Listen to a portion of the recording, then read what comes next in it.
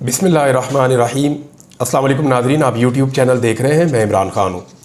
सबसे पहले तो जो पाकिस्तान की क्रिकेट टीम का कबाड़ा हुआ है उसके ऊपर थोड़ा मातम कर लेते हैं मैं और आप मिलकर। यानी ये हालात तो हमारे कभी नहीं थे कि बांग्लादेश की टीम पाकिस्तान में आई और टेस्ट क्रिकेट में, जिसमें बांग्लादेश का कोई रिकॉर्ड नहीं है, जिसमें बांग्लादेश के पास कोई बड़ी कामयाबियाँ नहीं हैं, टेस्ट क्रिकेट के अंदर बांग्लादेश की टीम पाकिस्तान में आती है और पाकिस्तान में आकर पाकिस्तान के बेहतरीन खिलाड़ियों और बड़े बड़े नामों की मौजूदगी में पाकिस्तान को ना सिर्फ शिकस्त देती है बल्कि वाइट वॉश करती है। यानी तमाम मैचेस जीतकर टेस्ट सीरीज़ के अंदर पाकिस्तान को वाइट वॉश करके चली गई। अब यानी हमने तो ये सुना था कि बांग्लादेश जैसी टीमें जो है वो वाइट वॉश हुआ करती थी, अफ़गानिस्तान जैसी टीमें जो है वो वाइट वॉश हुआ करती थी, लेकिन पाकिस्तान की क्रिकेट टीम पे ऐसी बरकत पड़ी हुई है, इस वक्त ऐसी बरकत पड़ी हुई है कि धड़ाधड़ जो है वो वाइट वॉश हो रहा है। पाकिस्तान को कभी अमेरिका हरा रहा है, कभी अफ़गानिस्तान हरा रहा है, कभी बांग्लादेश वाइट वॉश करके जा रहा है। तो ये इसका क्रेडिट किसको देना है या ये किसका विजन है? देखिए, शहबाज शरीफ साहब का या हुकूमत का, देखिए साफ बात अगर करना वो ये है कि हुकूमत का कुछ ज़्यादा लेना देना नहीं होता। हुकूमत का काम होता है कि वो एक्सपर्ट्स को या जो प्रोफेशनल्स हैं उनके हवाले कर देते हैं स्पोर्ट्स को, और वो प्रोफेशनल्स से रिपोर्ट लेते हैं। फिर प्रोफेशनल्स का काम होता है कि वो डिलीवर करें और अच्छे तरीके से उस खेल के अंदर आगे लेकर जाएं उस मुल्क को। प्रोफेशनल्स का काम होता है ना। लेकिन इस हुकूमत ने प्रोफेशनल्स को दिया ही नहीं। इन्होंने दे दिया मोहसिन नकवी को ताल्लुकात की बुनियाद के ऊपर। वज़ीर दाखिला भी वही है और क्रिकेट बोर्ड का चेयरमैन भी वही है। अब मोहसिन नकवी को दे दिया है तो वो तो प्रोफेशनल नहीं है। तो क्योंकि हुकूमत की चॉइस गलत है। हुकूमत, इमरान खान आए थे, इमरान खान ने क्या किया था? इमरान खान ने कहा रमीज़ राजा प्रोफेशनल है, पूरी दुनिया में क्रिकेट देखते हैं। दुनिया में क्रिकेट के लिए पाकिस्तान में जिन लोगों ने सबसे ज़्यादा ट्रैवल किया हुआ है उनमें एक रमीज़ राजा है। वो बतौर कमेंट्रेटर जाते रहे हैं, हर किस्म की विकटों को जानते हैं, उनका क्रिकेट के ऊपर एनालिसिस बहुत अच्छा होता है, बड़े ज़बरदस्त आदमी। तो उन्होंने राजा साहब को दे दिया, इमरान खान साहब ने। तो प्रोफेशनल को दिया ना। अच्छा होता बुरा होता राजा साहब जिम्मेदार होते, लेकिन यहाँ पे प्रोफेशनल को नहीं दिया। यहाँ क्या कर रहे हैं कि मोहसिन नकवी को दे दें जी। मोहसिन नकवी को चाहे क्रिकेट की अली बे का भी ना पता हो, दे दें जी। तो दे दिया। अब जिम्मेदारी हुकूमत की है कि उन्होंने गलत आदमी को अपॉइंट किया है, नंबर एक। नंबर दो, जब कोई आदमी अपनी मेहनत से अपने बलबूते पे जीत जाए तो आप उसका क्रेडिट लेने की कोशिश करें कि देखा मियां साहब आपका विजन, ये भी आपका विजन, वो भी आपका विजन। तो जब आप किसी की ज़ाती मेहनत को अपने क्रेडिट में डालते हैं ना, तो फिर अपने किए कराए को भी अपने क्रेडिट में डालने दें। तो ये जो वाइट वॉश हुआ है, इस पे मियां नवाज शरीफ, शहबाज शरीफ, जरदारी साहब को और मोहसिन नकवी साहब को खुसूसी तौर पे हार डालने चाहिए इस कौम को। अब कौम की मर्जी है कि वो किस चीज़ के बने हुए हार इनके गलों में डालती है। बहरहाल क्रिकेट का तो इन्ना लिल्लाहि व इन्ना इलैहि राजिऊन आज मेरा पढ़ने को दिल किया। यानी मेरा ऐसा समझ नहीं आ रही, टेस्ट क्रिकेट हम बड़े शौक से देखते थे, अब दिल ही नहीं कर रहा कि क्रिकेट देखें आइंदा। और आज तो अपने आप से मुझे ऐसा लगता है मैंने अहद किया है कि दोबारा जो है वो क्रिकेट देखने में अपना टाइम ज़ाया भी नहीं करना। दूसरी खबर जो है वो इस्लामाबाद से है, बड़ी खबर है, और वो है जी अख्तर मेंगल साहब। देखिए, मेंगल कबीला जो है वो बलूचिस्तान के सबसे बड़े कबाइल में से एक है, बल्कि सबसे बड़ा कबीला है। बहुत बड़ी इनकी तादाद है और बड़े तगड़े सरदार हैं। तो मेंगल्स जो हैं, इनके अख्तर मेंगल साहब MNA बनते आ रहे हैं, लंबे अरसे से पार्लिमानी सियासत कर रहे हैं, और अख्तर मेंगल साहब के तमाम सियासी जमातों से अच्छे ताल्लुकात भी रहे हैं, जिनमें PMLN भी है, बाकी लोग भी हैं, पीपल्स पार्टी भी है। तो वो एक बड़े जमहूरी किस्म के आदमी हैं। अख्तर मेंगल साहब ने ये रास्ता अपनाया था कि जी हम पार्लियामेंट में जाएंगे, पार्लियामेंट में बलूचिस्तान के मसाइल को उठाएंगे, हम कोशिश करेंगे कि बलूचिस्तान के मसाइल को उजागर करके पार्लियामेंट के जरिए से सिस्टम के अंदर रहते हुए बलूचिस्तान को बेहतर करें। लेकिन आज उन्होंने शिकस्त तस्लीम कर ली, उन्होंने हार मान ली अख्तर मेंगल साहब ने, और अख्तर मेंगल साहब ने रिज़ाइन कर दिया कौमी असम्बली की नशिस्त से। बहुत सारे लोग जो हैं वो इस तरह के सरदारों को समझते थे जी ये रिस्पॉन्सिबल है, ये काम नहीं करने देते, तो ठीक है जी अब वो नहीं है, आप काम कर दें। देखें, इसको आप समझें, बलूचिस्तान में 2-3 किस्म के लोग वहाँ सियासत करते हैं। एक वो है जो रवायती पुराने वहाँ के सरदार हैं, उनका अपना एक सिस्टम चल रहा है, उनका आवाम के साथ एक ख़ास किस्म का इंटरेक्शन है, उसकी बुनियाद के ऊपर उनकी आवाम में जड़े भी हैं। वो लोग इलेक्शन जीतते भी हैं, कभी हार भी जाते हैं, लेकिन वो बलूचिस्तान का एक बड़ा इंपॉर्टेंट जुज़ है, उसको आप अलग नहीं कर सकते, जैसे मेंगल साहब हैं और बहुत सारे लोग हैं। दूसरी एक नई वेव आई है नौजवानों की कि उनके अंदर से लीडर उठना शुरू हो गए हैं। कोई सरदार नहीं भी है, सलार खान काकड़ है, सद्दाम तरीन है, वो अयाज खान खेतरान है, और बहुत सारे लोग हैं, मैं सैकड़ों नाम ले सकता हूँ, कासिम सूरी हैं, और डिप्टी स्पीकर भी बने कौमी असम्बली में जाके। तो ऐसे नए बहुत सारे लोग खड़े हुए जिनके पीछे आवाम खड़ी हो गई। और तीसरे वो लोग हैं जिन्हें एस्टेब्लिशमेंट की सपोर्ट होती है और वो उनको बगैर किसी अवामी सपोर्ट के और बगैर किसी फैमिली बैकग्राउंड के उनको जिता के तो उनको बना देते हैं। जैसे सरफराज बुगटी हैं। अब सरफराज बुगटी के पास कोई सपोर्ट नहीं है। मैं आपको चैलेंज करता हूँ, आप कहीं पे भी बलूचिस्तान के अंदर जो है वो आप कोई एहतजाज हो रहा है, आप इनको भेजिए अकेला, जाके उनके साथ बात करके दिखाएं। देखिए बन्नू के अंदर बंदे मर गए थे, शहादतें हो गई थी, हालात बहुत खराब थे। इमरान खान का पैगाम लेकर अली अमीन गंडापुर गए, सारे बैठ गए आराम से, धरना खत्म हो गया। तो ये क्रेडिबिलिटी है कि पब्लिक का नुमाइंदा है भाई। लेकिन अगर आप यहां देखें तो ना सरफराज बुगटी में ये कैपेसिटी है, ना वहां पे अनवारुल्लाह काकड़ जिनके ऊपर बहुत अनायतें हुई, उनको वज़ीर आज़म भी बनाया गया निगरान, ना उनके अंदर ये कैपेसिटी है। कादी फायदी साहब को आप भेजें, क्या वहाँ के लोग उनकी बात सुनेंगे? तो नहीं। तो बलूचिस्तान में जो आवाज़ें वहाँ के लोग सुन लेते थे वो भी मजबूर हो गए हैं। मेरे ख्याल में मेंगल साहब के रिज़ाइन के पीछे एक बड़ी वजह यह भी है कि जो नौजवानों का एक दबाव पैदा हो रहा है बलूचिस्तान में, और जो एक वेव उठी है पूरे बलूचिस्तान के अंदर, और वहाँ के नौजवान अपना हक मांग रहे हैं और वो ये कहते हैं कि जी हमें हमारा हक दिया जाए। लापता अफराद का मामला हो, तरक्की का मामला हो, एजुकेशन का मामला हो, हेल्थ का मामला हो, इंफ्रास्ट्रक्चर का मामला हो, नौकरियों का मामला हो, या उनके अपने जो वसाइल हैं वहाँ पे जो पैदा होते हैं बलूचिस्तान के अंदर, बेशुमार मादनियात हैं, वो हर मामले के अंदर अपना राइट मांग रहे हैं बलूचिस्तान के नौजवान। तो उनमें एक जो बेदारी है या जिस किस्म का उनके अंदर एक तहरीक चल रही है, शायद वो तहरीक का बोझ अब ये सियासतदान नहीं उठा पाएंगे। अगर किसी ने बलूचिस्तान में सियासत करनी है तो फिर उन्हें नौजवानों की बात सुननी पड़ेगी। तो ये एक दबाव हो सकता है जिसकी वजह से उन्होंने इस्तीफ़ा दिया। और उन्होंने इस्तीफ़ा देने का ऐलान करते हुए कहा कि पाकिस्तान में सियासत से बेहतर है कि पकौड़ों की दुकान लगा लूँ। ये बड़ा अजीब जुमला उन्होंने बोला और बड़ी सख्त बात उन्होंने की है। अब अख्तर बेंगल साहब के इस्तीफ़े के जो असरात होंगे वो आपको आने वाले दिनों में नज़र आएंगे। ये छोटी बात नहीं है, ना ये छोटी चीज़ है। क्या पाकिस्तानी सियासतदान उन्हें मना पाएंगे? तो इसका जवाब ये है कि वो खुद उन्होंने कह दिया कि सिस्टम पे उनका एतबार नहीं रहा, सदर पे, वज़ीर आज़म पे, किसी पे उनका ट्रस्ट नहीं है। जो वादे किए जाते हैं पूरे नहीं होते। वो असेंबली में बात करना चाहते हैं, उन्हें बात ही नहीं करने देते। वो मीडिया में बात करना चाहते हैं, मीडिया को सेंसर कर दिया जाता है। यानी अब बलूचिस्तान के अंदर बलूचिस्तान के शहरी जाकर प्रेस कॉन्फ्रेंस नहीं कर सकते क्योंकि वहाँ की हुकूमत ने मना कर दिया कि आप प्रेस कॉन्फ्रेंस नहीं कर सकते। तो जब इस तरह की सूरत हाल होगी तो फिर दबाव पड़ता है। अब उन्होंने कहा जी कि मैंने सोच समझ कर फैसला किया है और जो फैसला कर लिया अब उससे मैं पीछे नहीं हटूंगा और मैं दोबारा इसके बारे में नहीं सोचूंगा। वैसे ये लोग इस बात के ऊपर भी जो है परेशानी का इजहार कर रहे हैं और दुख का इजहार कर रहे हैं या अफसोस कर रहे हैं कि हमने इमरान खान की हुकूमत गिराने के लिए इन लोगों का साथ दिया जिन्होंने पाकिस्तान को यहाँ तक पहुँचा दिया है। तीसरी खबर जी वो भी इस्लामाबाद से, और ये भी बड़ी अफसोसनाक खबर है। पाकिस्तान का मीडिया इसको रिपोर्ट नहीं कर रहा क्योंकि पाकिस्तान की हुकूमत मीडिया को बहुत पैसा खिलाती है और पाकिस्तान की हुकूमत चाहती है कि इसको रिपोर्ट ना किया जाए। तो मैं तो आपको रिपोर्ट कर दूंगा क्योंकि हुकूमत के पास इतना पैसा ही नहीं है कि वो मुझे खिलाए। तो मैं आपको बताता हूँ कि हुआ क्या है।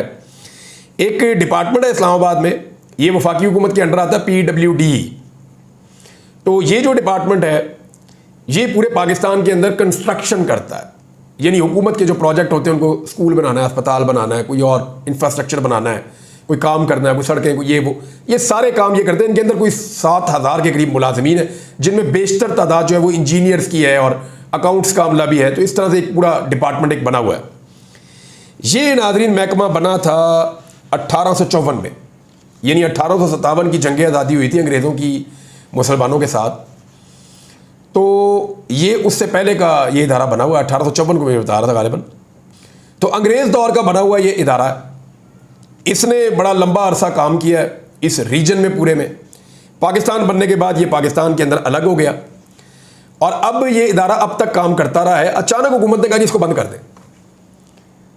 अच्छा, हुकूमत ने जो वजूहात बताई बंद कर देगी वो मैं आपको बता दूंगा, लेकिन हुकूमत कह रही है इसको बंद कर दें।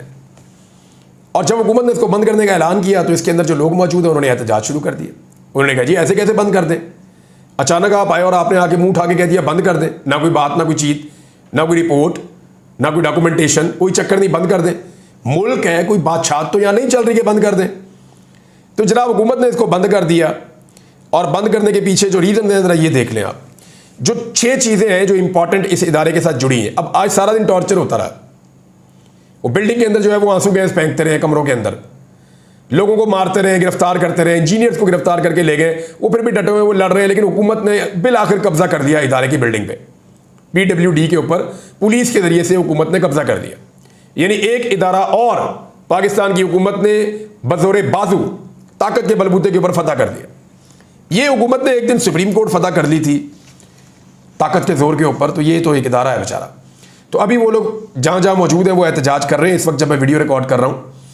हुआ क्या, देखिए सबसे पहले तो इसके ऊपर जो है एक खबर सामने आई है। हुकूमत कहती है जी इसमें करप्शन है, करप्शन की वजह से हम इदारा बंद कर रहे हैं।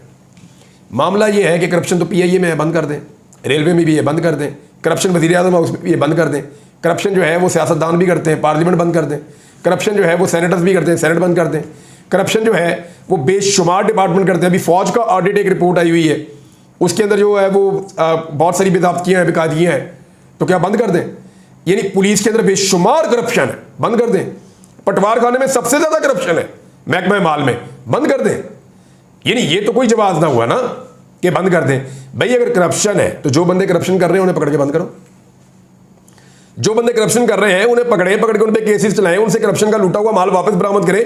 हुकूमत इसलिए होती है, हुकूमत इसलिए नहीं होती कि जो करप्शन कर रहा है वो इदारा ही बंद कर दो। नहीं, हुकूमत का काम है जो करप्शन कर रहा है उसको पकड़ के बंद करो ताकि इदारा ठीक तरीके से अपना काम करे। नंबर 1। नंबर 2 जनाब ये कहते हैं कि यहां पे जो है पैसा बहुत ज़ाया हो रहा है, तो हम पैसा बचाने के लिए इसको राइट साइजिंग कर रहे हैं, बंद कर रहे हैं। तो मामला ये है कि अगर ये, और करप्शन के मामले में एक चीज़ आपको मैं और बताऊं, देखिए जो बंदे करप्ट होते हैं तो फिर वो नौकरी पे नहीं रहने चाहिए ना, तो वो बिल्डिंग तो बंद कर रहे हैं, इदारा तो बंद कर रहे हैं, बंदों को दूसरे महकमों में भेज रहे हैं। भाई जो बंदे इस महकमे में करप्शन कर रहे हैं वो जाके वहां पे क्या करेंगे, नमाजें पढ़ेंगे, वहां पे जाके भी करप्शन करेंगे।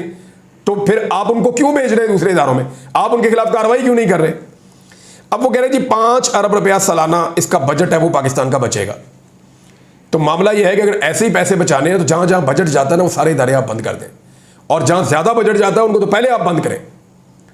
यानी आप बिजली के जो कारखाने हैं IPPs, उनको कैपेसिटी पेमेंट के मद में 2100 अरब रुपया एक साल में दे रहे हैं, और अगले साल में 2400 अरब रुपया आप उनको दे रहे हैं। तो 5 अरब का आपसे इदारा नहीं संभाला जा रहा जो पूरे पाकिस्तान में काम करता है। तीसरी चीज ये है कि वो कह रहे हैं जी इसकी प्रॉपर्टी बहुत महंगी है। ये मुझे खबर मिली है कि इसके पास बहुत सारी प्रॉपर्टीज हैं, ये इदारा होल्ड करता है, तो प्रॉपर्टीज महंगी, उनकी कीमत बहुत ज्यादा है। तो जब इदारा खत्म तो प्रॉपर्टीज जो है वो गवर्नमेंट के पास आ जाएंगी, गवर्नमेंट ये प्रॉपर्टी सेल करके बेशुमार पैसा बना सकती है। ये तीसरी चीज है। एक चीज और है कि जब भी आप इदारा बंद करते हैं ना, आप उसका फॉरेंसिक ऑडिट करें, पूरी एक रिपोर्ट बनाएं, उसके बाद उसको आप बंद करें। ऑडिट कहां हुआ?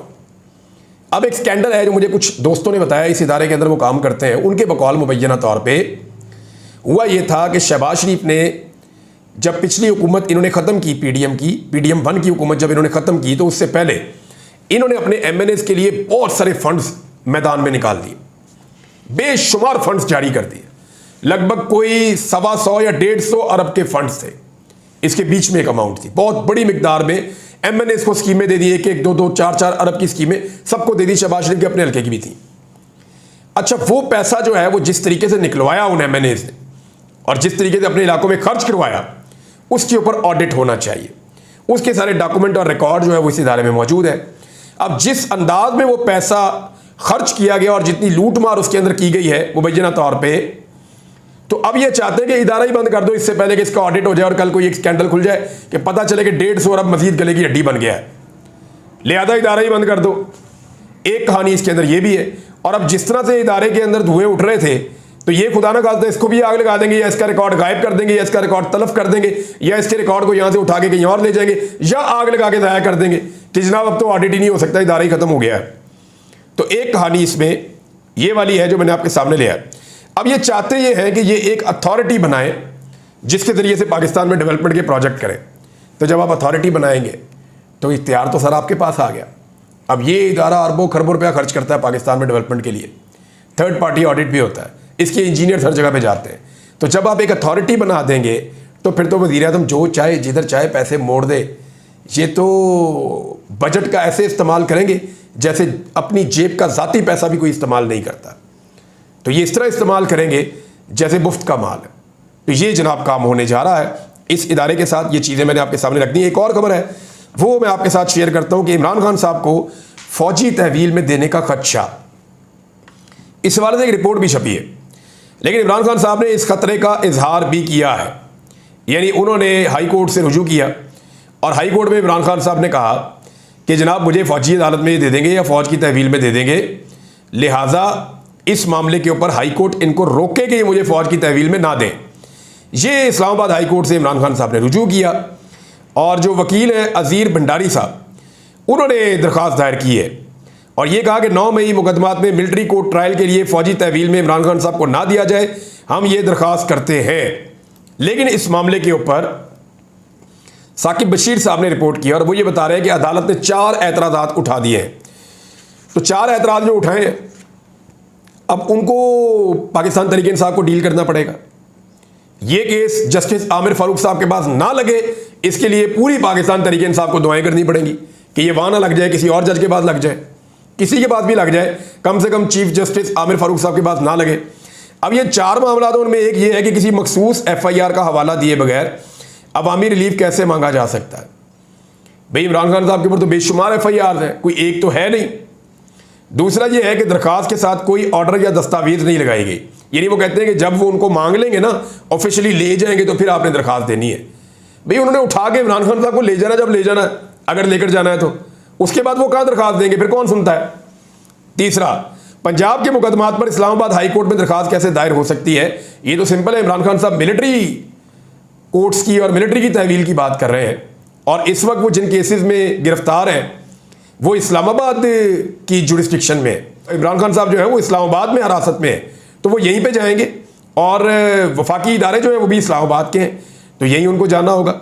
चौथा, मिलिट्री कोर्ट का मामला सुप्रीम कोर्ट में ज़ेर इल्तवा है, तो हाई कोर्ट में दरख्वास्त कैसे दायर हो सकती है। भाई वो मिलिट्री कोर्ट में मामला उनका चल रहा है, जो मिलिट्री कोर्ट में गिरफ्तार करके उनकी वहाँ पे ट्रायल हो रहे हैं। ये इमरान खान का मामला है जो मिलिट्री कोर्ट में नहीं है, वो ये चाहते हैं कि उनको मिलिट्री कोर्ट में दिया भी ना जाए। ये है जनाब मामला।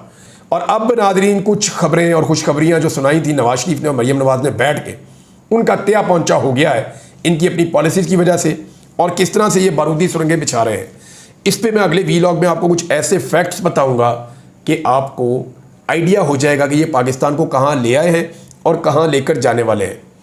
क्योंकि इसमें कुछ रिपोर्टें सामने आई हैं, IMF ने कुछ तहफ़्फ़ुज़ात का इजहार किया है और उन्होंने बड़ा क्लियरली कहा कि जो हरकतें आप कर रहे हैं ऐसे तो इकॉनमी ठीक नहीं होगी, और जो वो उनसे कह रहे ये करते जा रहे हैं। क्योंकि इन्होंने नफरत बोई है इस मुल्क के अंदर, तो ये मोहब्बत नहीं काट सकते।